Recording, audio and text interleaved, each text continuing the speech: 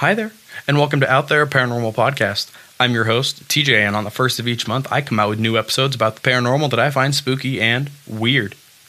Now, if you don't know what the paranormal is, it's anything that cannot be explained with conventional science. Now, for this podcast, that means any event, location, or entity with mysterious happenings is on the table. Make sure to follow the podcast on Instagram and TikTok at Out There Paranormals and Out There Cryptids to see the posts that we make for each episode and give us suggestions for what you'd like to hear. Also, be sure to check out our other shows, Out There Cryptid Podcast and Out There Unexplained, coming at the end of this month. You can listen to them wherever you listen to podcasts. How's it going, guys? I'm TJ, and I'm going to be your ghost host for this brand new series, and I am so glad that I can finally bring you all the first episode. I've been working with Josh behind the scenes for about the last month and a half to bring you all this new show, and I can't express how happy we are to finally do it. Now, I personally have been intrigued with the paranormal and cryptids for as long as I can remember, and once I found Out There about 3 years ago, I knew I wanted to be a part of it. And I'm honored to be bringing a new era and dimension to the Out There family. For the first episode of this podcast, I wanted to put my best foot forward. So I decided, what better way than covering a haunted location that I've actually been to more than once. A hotel with a death in its foundations and a dark history that left many victims trapped forever. Today, we will be talking about the Crescent Hotel.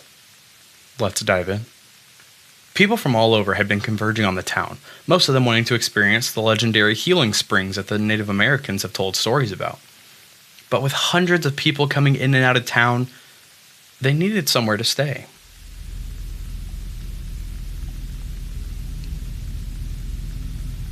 Eureka Springs, Arkansas, 1884. Construction had begun on a new hotel. A hotel that would sit atop the Ozark Hills, watching over the growing town of Eureka Springs. But not before tragedy would strike. A man by the name of Michael had been hired to help with the construction. He was a man of Irish descent. His trade was stonemasonry, which made him the perfect fit for the construction crew. One day while Michael was helping on one of the higher sections of the building, he tragically fell. Michael plummeted for what must have felt like forever, and he didn't survive the fall. He landed in what is now room 218 of the Crescent Hotel.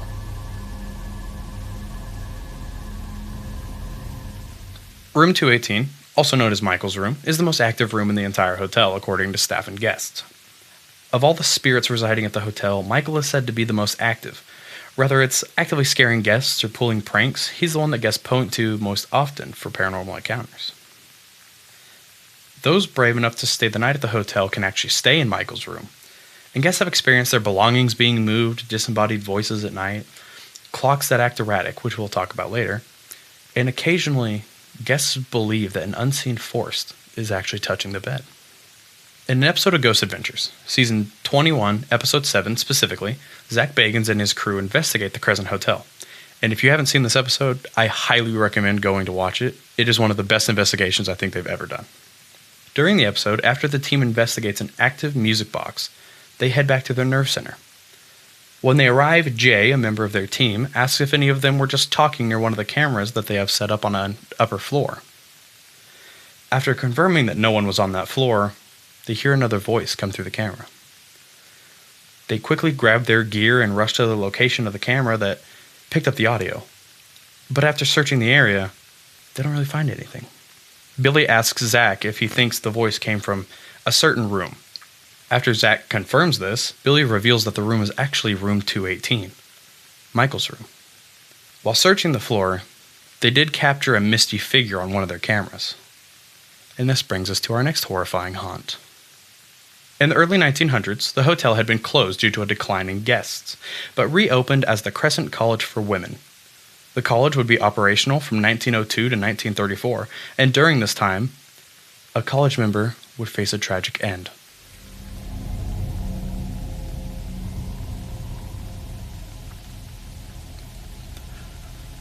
One night while on the third-floor balcony of the college, an unnamed woman fell off the balcony to her death.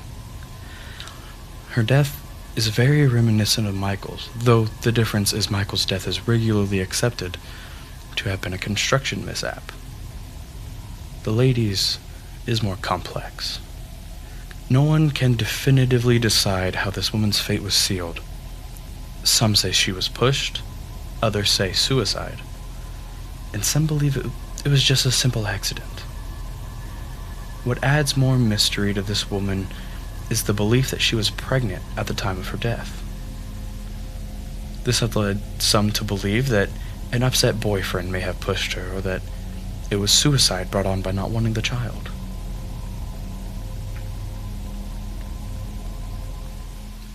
Today she is known as the Lady in the Mist. She was given this name due to the multiple misty apparitions around the property. Many who have seen or captured these apparitions believe them to be her, since they're normally seen on the third floor or along the balconies of the hotel. A popular spot where the mist is seen is just above the entrance to the hotel, along the large double balcony that overlooks the parking lot. The mist doesn't seem to be recorded as ever interacting with the living. It's typically just seen in passing or in photographs. User Thunderbear _ over on Reddit captured a fantastic picture of what could be the Lady in the Mist. 7 months ago, they posted a photo to the r/ghost subreddit. The picture shows what seems to be the bottom of a woman's dress as they ascend the stairs. Many in the comments mention how it could just be someone the user hadn't seen going up the stairs. But if you look at the dress, it's clearly see-through. You can see the black post of the stair railing and the bright red wall behind it. It's not clear which floor this photo was taken on, so it could just be another spirit residing in the hotel. But it's compelling nonetheless. It seems as if the Lady in the Mist could be a residual haunting. A residual haunting, for those who don't know, is a moment in time that repeats itself for years to come. The Lady in the Mist could be the residual moments of the woman's last day. Conversely to this, Michael seems to be an intelligent spirit. Now, intelligent hauntings are when the spirit or entity responds to the living world. The most common example of this is when an investigator asks a spirit a question and they get an EVP or an electronic voice phenomenon responding to the question. Or when a spirit is asked to move something and then they do so.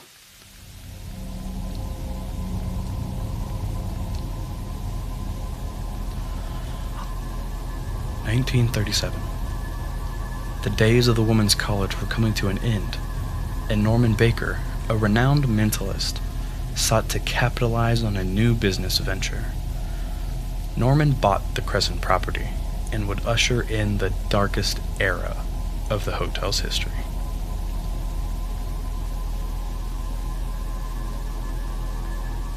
Norman Baker is the name most notably associated with the hotel. Baker was a traveling mentalist until one day he witnessed a live surgery. He was inspired and took the mixture that was used and began using it for his own nefarious deeds. After he bought the Crescent, he renamed it to the Baker Cancer Clinic and turned the college into a hospital. Norman would get on the radio and promote that he had a miraculous cure for cancer that didn't require any surgeries. Hopeful cancer patients came from all over to try Norman's treatment. Sadly, the patients had no idea that they had entered a monster's lair. This next part isn't for the faint of heart, so listener discretion is advised.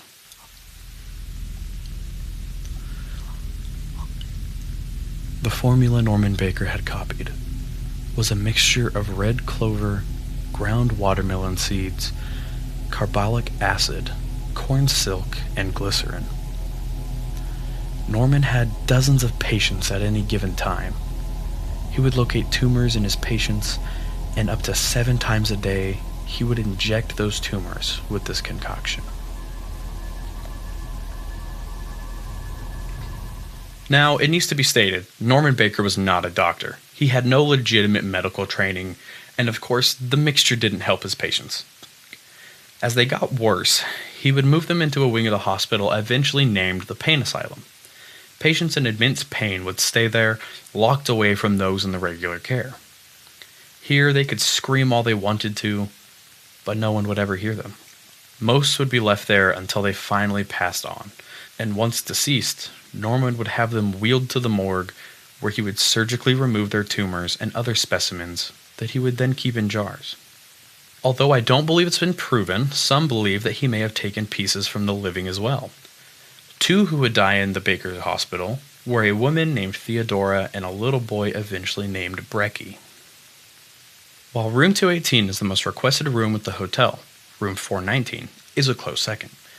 This is Theodora's room. She was a cancer patient at the clinic who sadly didn't get the treatment that she just so desperately needed. She now wanders the halls of the Crescent, never straying too far from her room. Many who stay in this room report their belongings being tidied up or objects being moved off the floor when returning for the day. Apparently not where they left them. The jingling of keys can sometimes be heard in front of the room, as it seems Theodora can't find her room key. Her final common interaction is the most interesting. Guests traversing the halls near room 419 will occasionally be stopped by a woman wearing late 1930s attire. She usually starts small talk or even asks you a question, but when you look away for just a second, she vanishes. I believe my fiance's mom has actually seen Theodora.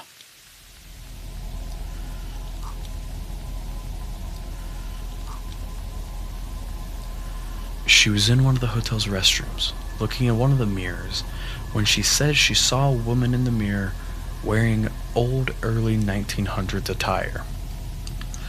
Thinking it was one of the hotel staff, she asks if they needed to use the mirror and turns away to let them by. Despite only seeing the woman a second before, she had vanished.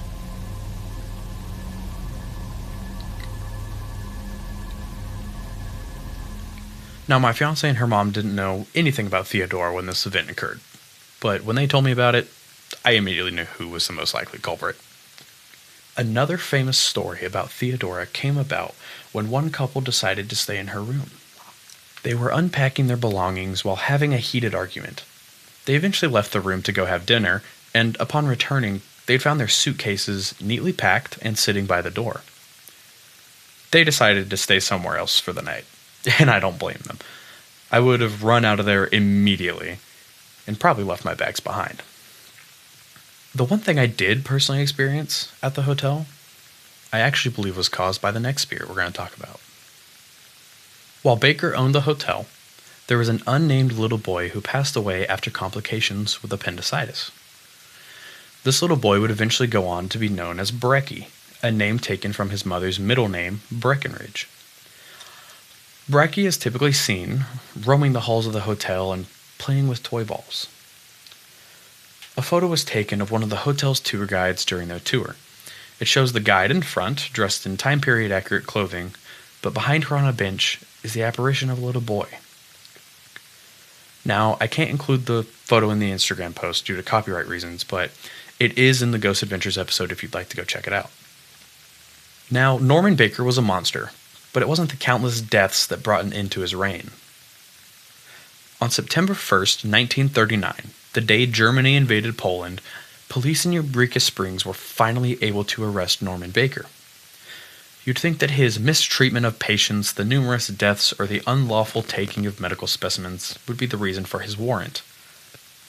But he was actually arrested on multiple counts of mail fraud. In January of 1940, the court determined that Baker's miracle elixir was completely fake. He eventually was sentenced to 4 years behind bars and had to pay back $4,000 in restitution. He would finish his sentence and retire to Florida, where it was found that he himself had cancer. The end of Baker's ownership brought the end of the Crescent's dark tide. Multiple people would go on to own the hotel, each of them having one goal in mind: return the hotel to its former glory. Renovation after renovation, the hotel began to regain its cheery environment. One major setback occurred in 1967 when a fire destroyed the 5th floor and most of the 4th. In 1997, Marty and Elise Rognick purchased the hotel. They're the ones that turned it into what it is today, the Crescent Hotel, Resort and Spa. Though Marty passed away in 2009, his wife Elise still owns the property to this day. And that, my friends, brings us to the modern day. But we're not quite done yet. I still have a few stories I want to share. User Wild on the Outside left a comment on the r/ghost subreddit 3 months ago under a post about Theodora.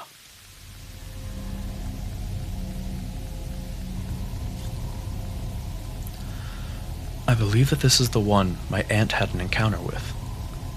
We, as a family, would visit Eureka Springs each year for the annual car show. One year that my aunt was there, they visited and stopped to look at one of the rooms. Since a woman was there, they asked to look at it if that was okay. The woman spoke with them, but something seemed off.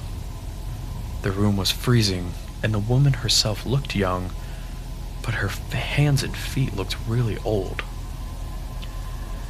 They didn't stay long, and later, when they were in the lobby, they saw her picture in one of the advertisements as being said to haunt that room. The picture was from when the woman was alive.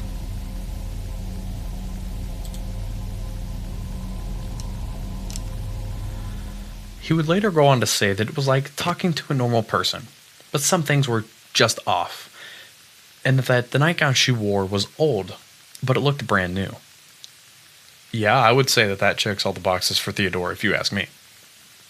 While researching for this episode, I noticed that Theodora seems to be the spirit that guests have the most interaction with, despite the claim saying that Michael is the most active spirit. Maybe it's just because Theodora likes to show herself more, while all the other spirits tend to stay in the shadows. User ScrappyDoo98 on Reddit left this comment about her and her boyfriend's experience.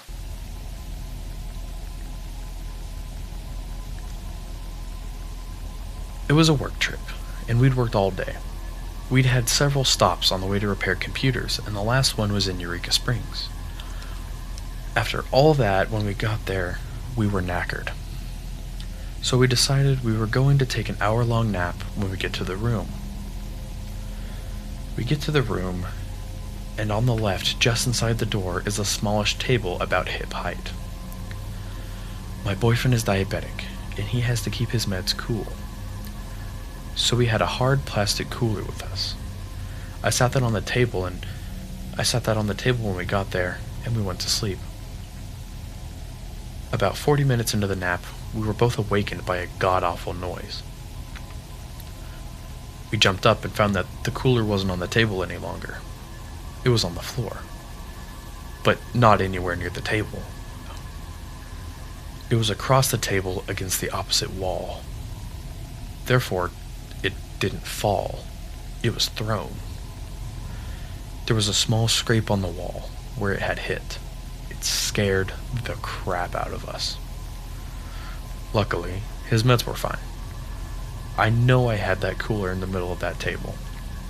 It had his meds in it, and without those he's a goner, so I am always careful with it.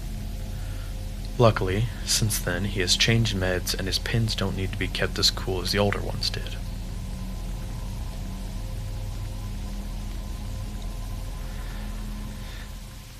Nope, hard pass. If that was me, I would have found another place to stay immediately. Now, before I tell you all about my experience, I've got 2 more Reddit posts I'd like to share. The photo, which will be shared in the Instagram post, seems to be of an empty hallway. User RX_decay posted it with the caption, "Zoom in on the doorframe under the elevator sign. Taken in a burst during the ghost tour. I have a 1-second video taken maybe 2 seconds before this of a different thing moving in the doorway as well." Now, if you do what the caption says, and you look under the elevator sign, you can see what looks like a figure peeking around the corner. Now, I'm a believer, but I'm not 100% sold on the authenticity of this one. While the outline of the figure itself is very creepy, to me, I just see a woman wearing glasses, a pinkish shirt, and maybe some blue jeans or a denim skirt. They ended up sharing a screenshot from the video previously mentioned. This will also be in the Instagram post. The second photo, I have absolutely no explanation for. It shows a featureless apparition just before it darts behind the wall. When you see these pictures, it's important to remember that they were just moments apart. Though I don't completely believe in the first picture, the second one definitely lends it some more credence.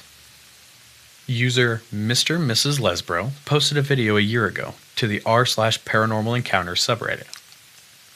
The 20-second video shows an electronic clock with the hour ticking up about 3 times a second. The caption reads, "My mom and sister stayed in room 202. They captured this when they came back to their room after breakfast the day they were leaving. The clock hadn't done that the whole time they were there. Today, room 202 is located where the old pain asylum used to be, filling the room with a dark, sad, and painful energy. This room is usually contested with room 218 to be the most haunted room in the hotel. As I mentioned at the top of the episode, I myself have been to the Crescent Hotel. I have been there 4 times, and every time I've been there, I've done the ghost tour. I can tell you all firsthand that this hotel is simultaneously one of the most beautiful places I've ever been, and by far one of the creepiest. It's very Victorian, so everything has this older aesthetic. And the hallways themselves are very, very chilling as they give off this shining vibe. And even when you're walking the halls by yourself, you never really feel alone. I didn't know this until researching for this episode, but in 2019, while digging on the property, some old specimen jars were dug up and a whole excavation team was sent out to aid in their recovery. This was just after my last visit. After all the specimens were dug up, they were sent to the University of Arkansas where it was confirmed that they were human tissue. Some of the specimens are now on display in the morgue under the hotel. The morgue has this strange energy about it that's separate from the rest of the hotel. Every time I've been down there, I was filled with this overwhelming anxiety. And let me be clear, the only time I ever get anxiety is when I'm driving in like a big city. I presume the remnants of energy left from the patient's painful final moments is what fills the morgue with this dark energy. To further capitalize on this feeling, the tour guides give you the opportunity to be locked inside of the old cadaver cooler. And let me tell you, it's very, very creepy and extremely claustrophobic. While I've never stayed the night at the hotel, I have had my own creepy experience.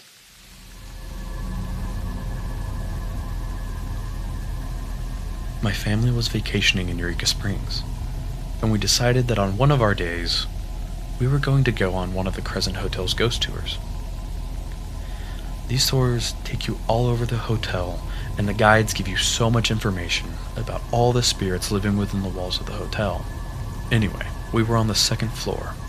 We were actually at the top of the stairs seen in the photo of a tour guide.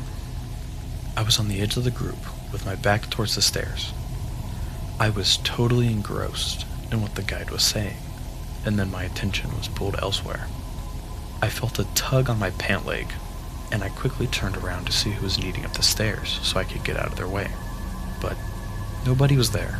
It felt like when a kid pulls on your pants to get your attention. Perhaps Brecky was politely asking me to move over so he could get up the stairs.